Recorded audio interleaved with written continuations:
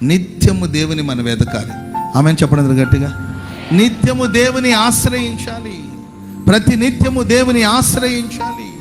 దేవుని మీద ఆధారపడాలి. రోజుకు 3 సార్లు ప్రార్థన చేసేవాడు. పరిస్థితులు ప్రతికూలంగా ఉన్నా అనుకూలంగా ఉన్నా అన్ని సమయంలో ప్రార్థించేవాడు. కనుకనే బానిస దేశంలో కూడా దేవుడు అద్భుతంగా కాపాడుతూ వచ్చాడు. సింహపు గుహలో కూడా దేవుడు సురక్షితంగా కాపాడుతూ వచ్చాడు. ఆమెను చెప్పండి గట్టిగా. హల్లెలూయా. చూడండి, లాబాన్ అనేవాడు యాకోబుని తరుముకుంటూ వచ్చాడు. రేపు వచ్చి ఏదో ఒక హాని చేతకాని వాడేం కాదు లాబాన్ని మనం తక్కువ అంచనా వేయలేం. అక్కడ లోకల్ అయినా స్తోత్రం చెప్పడం గట్టిగా.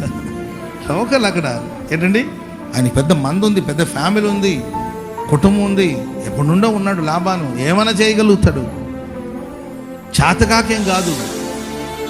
యాకోబుని అనుకుంటే అసలు నేను భూమి మీద లేకుండా చేయొచ్చు. ఆ సామర్థ్యం ఉన్నప్పటికీ ఆ రాత్రి దేవుడు లాబాన్తో మాట్లాడు, మంచి కానీ చెడు కానీ నువ్వు మాట్లాడు. అందుకంటాడు, ఇదిగో ఇలా వచ్చేస్తే ఎట్లయ్యా, నువ్వు ఇలా వచ్చేస్తే ఎట్లా? నేను అనుకుంటే ఏదైనా ఏ హాని అయినా తలపెట్టగలుగుతాను, నాకు చేత కాదనుకుంటున్నావు, చేయగలుగుతాను. కానీ నిన్నటి రాత్రి నీ దేవుడు నాతో మాట్లాడాడు. స్తోత్రం చెప్పడం గట్టి.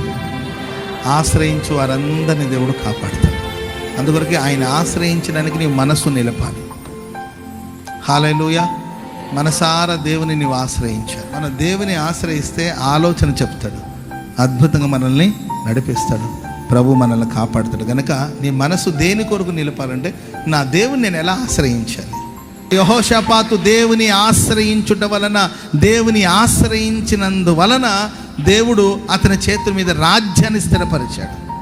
మనం స్థిరపరచబడాలంటే మన రాజ్యం కావచ్చు, మన ఫ్యామిలీ కావచ్చు, మన సంఘాలు కావచ్చు, స్థిరపరచబడాలంటే దేవుని ఆశ్రయించాలి. నన్ను నేను స్థిరపరచుకోవాలంటే స్థిరపరచుకోలేను.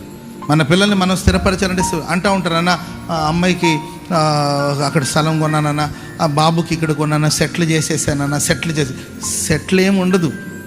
ఏంటండి, నువ్వు ఎంత సెటిల్ చేయాలనుకున్నా ఏంటండి, వాళ్ళు చెట్ల చుట్టూ తిరుగుతూ ఉంటారు. నీ కుటుంబం స్థిరంగా ఉండాలంటే, నీ కుటుంబం స్థిరపరచబడాలంటే నువ్వు దేవుని ఆశ్రయించు, దేవుని సెలవు ప్రార్థించు, ఆయన స్థిరపరుస్తాడు. ఆయన స్థిరపరచాలని అనుకుంటే ఏంటండి, లోకమంతా ఏకమై నీ మీదకి వచ్చి నిన్ను ఎవరు ఏం చేయలేరు. అంతే.